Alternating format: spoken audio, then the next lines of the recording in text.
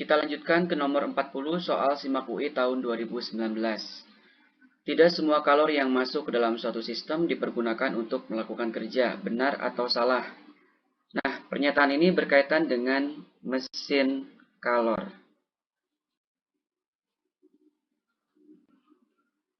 Mesin kalor adalah mesin yang berfungsi untuk mengubah energi kalor atau energi panas menjadi energi mekanik. Misalkan kita ambil contoh yang ada di sekitar kita. Pada kendaraan bermotor. Dalam mesin kendaraan bermotor, kalor diserap dari proses pembakaran bahan bakar. Jadi kalor dari hasil pembakaran bahan bakar diserap oleh sistem. Ya, diserap oleh sistem. Kemudian kalori yang diserap ini digunakan oleh sistem untuk melakukan usaha, menggerakkan mesin. Ya, jadi akan menghasilkan usaha.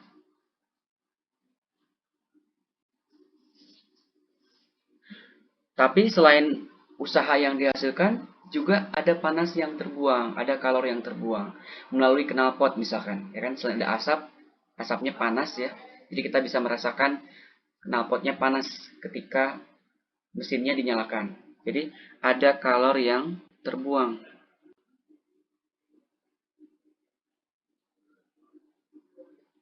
Jadi pernyataannya adalah betul ya.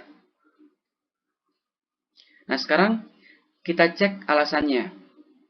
Sebab mesin Carnot merupakan mesin yang dalam satu siklus menggunakan dua proses adiabatis dan dua proses isotermis. Mesin Carnot adalah mesin kalor yang diusulkan oleh Sadi Carnot. Jadi untuk memastikan alasan ini benar atau tidak, kita pelajari bagaimana kerja mesin Carnot. Ya. Oke, saya coba gambarkan ilustrasi dari mesin kalor pada gambar di samping. Jadi mesin kalor itu diilustrasikan dengan sebuah silinder yang berisi gas. Ya. Jadi ketika gas ini diberikan panas, maka dia akan bisa memuai. Kita dinginkan, dia memampat. Nah, pemampatan dan pemuaian gas ini akan mendorong piston. Ya. Ketika pistonnya berhasil digerakkan, maka penghubung ke roda ini juga akan terdorong ya, akan terdorong dan tertarik hingga akhirnya roda berputar. Nah, agar proses pergerakan piston ini terjadi berulang-ulang, ya, gas melakukan kerja secara terus-menerus. Pada mesin Carnot diterapkan 4 proses. Nah, proses yang pertama adalah proses ekspansi isotermis.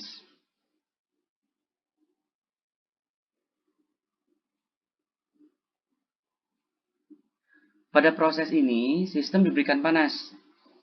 Sistem diberikan panas itu disimbolkan dengan plus Q. Pada temperatur tetap. Jadi pada T tetap. Ketika temperaturnya tetap, berarti delta T-nya sama dengan 0. Jadi tidak ada perubahan temperatur. Apa hubungan temperatur dengan energi dalam? Energi dalam itu dirumuskan dengan delta U sama dengan F per 2 N kali R kali delta T. Jadi perubahan energi dalam itu sama dengan derajat kebebasan. F itu bisa bernilai 3, 5, 7, tergantung apakah dia monoatomik, gasnya, ataukah diatomik. N itu adalah jumlah mol, R itu adalah konstanta, dan delta T adalah perubahan suhu. Jadi ketika perubahan suhunya sama dengan 0, maka perubahan energi dalam gasnya juga sama dengan 0. Jadi delta U sama dengan 0. Nah, coba kita hubungkan ke hukum 1 termodinamika. Dituliskan persamaannya Q sama dengan delta U plus W. Jadi panas yang diberikan pada sistem dapat digunakan untuk mengubah energi dalam gas sistem dan digunakan oleh gas dalam sistem untuk melakukan usaha. Nah, ketika delta U-nya sama dengan 0 pada proses pertama ini, maka Q sama dengan W. Artinya panas yang diserap oleh sistem digunakan oleh gas di dalam sistem untuk melakukan usaha. Nah, selanjutnya, agar mesin kalor ini menjadi mesin yang paling efisien, Carnot meminimalkan perubahan entropi sebanyak mungkin dengan membiarkan gas ini memuai atau mengembang secara adiabatik. Ya, proses adiabatik adalah proses di mana tidak ada panas yang keluar dari sistem atau sebaliknya, sehingga Q sama dengan 0. Jadi pada proses kedua Carnot menerapkan proses adiabatik. Jadi proses dari B ke C ini Carnot menerapkan proses ekspansi adiabatik.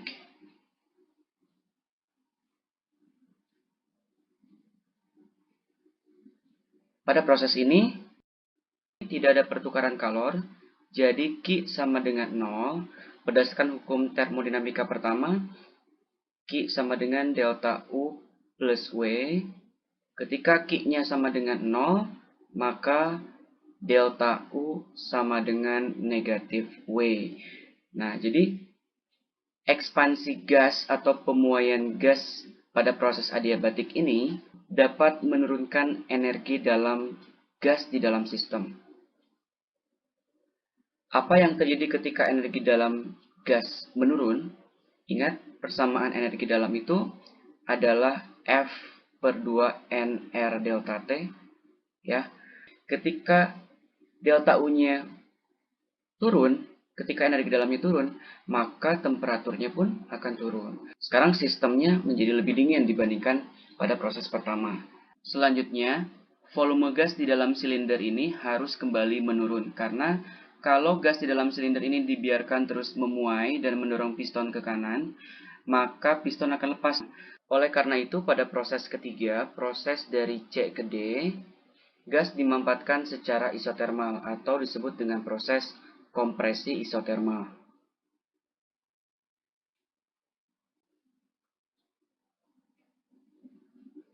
Pada proses ini, gas dimampatkan atau delta V-nya bernilai negatif, volume akhirnya lebih kecil dibandingkan volume awal, dimampatkan pada temperatur tetap, pada T yang tetap. Nah, ketika T-nya tetap, maka delta T-nya sama dengan 0, tidak ada perubahan temperatur. Akibatnya, tidak ada perubahan energi dalam atau delta U-nya juga sama dengan 0. Nah, berdasarkan hubungan dari persamaan hukum satu termodinamika, Q sama dengan delta U plus W. Ingat, ketika delta U-nya sama dengan 0, maka Q-nya sama dengan W. Di mana W adalah usaha pada gas yang dirumuskan dengan persamaan W sama dengan P dikali delta V atau tekanan dikali perubahan volume. Jadi, ketika gas dimampatkan,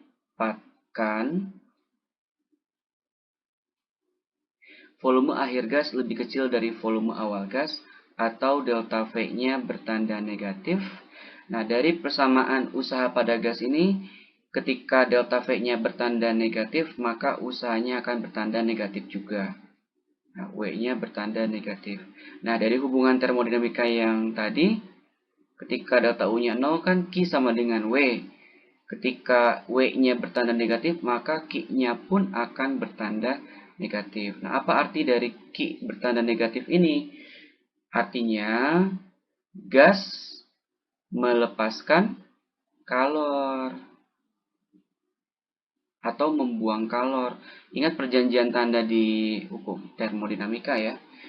Q positif itu menyerap kalor, Q negatif itu melepaskan kalor. W positif itu berarti gas melakukan usaha, W negatif itu berarti gas diberikan usaha, gitu kan.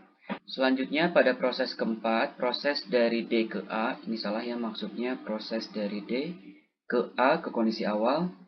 Gas dibiarkan memampat secara adiabatik agar kondisi sistem kembali ke kondisi semula. Kondisi sistem di sini maksudnya adalah temperatur gas dan volume gas sistem. Jadi pada proses keempat, gasnya memampat atau kompresi secara adiabatik.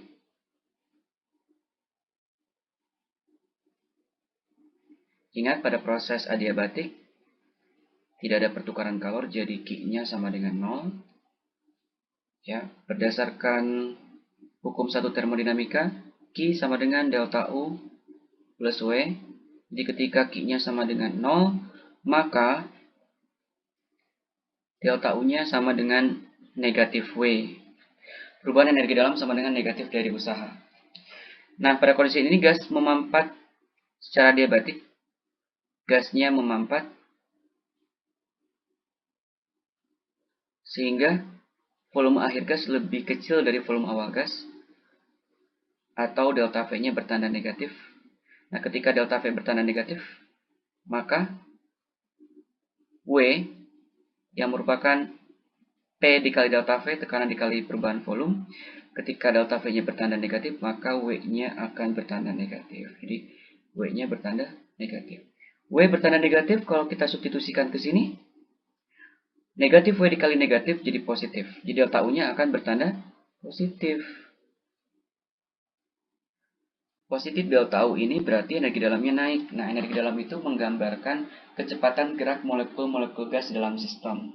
Jadi ketika energi dalamnya naik, kecepatan gerakan molekul gas di dalam sistem bertambah, sehingga impuls tumbukan antara molekul-molekul gas dengan dinding sistem semakin besar. Hal ini berakibat pada kenaikan temperatur gas sistem. Jadi selama proses keempat ini, temperatur sistem naik ya, T-nya naik, hingga tercapai temperatur pada kondisi awal. Selanjutnya, keempat proses ini akan terulang kembali. Jadi setiap satu siklus pada mesin Carnot terdiri dari dua proses isotermis dan dua proses adiabatis. Oke, kita lihat lagi soalnya. Tidak semua kalori yang masuk ke dalam suatu sistem digunakan untuk melakukan kerja. Pernyataannya betul. Sebab mesin Carnot merupakan mesin yang dalam satu siklus menggunakan dua proses adiabatis dan dua proses isotermis. Alasannya juga betul ya. Tapi pernyataan dan alasannya tidak menunjukkan hubungan sebab akibat karena pernyataannya tidak membicarakan mesin Carnot tapi mesin Calor secara umum ya. Jadi pernyataan benar, alasan benar tapi tidak berhubungan. Jawabannya adalah B.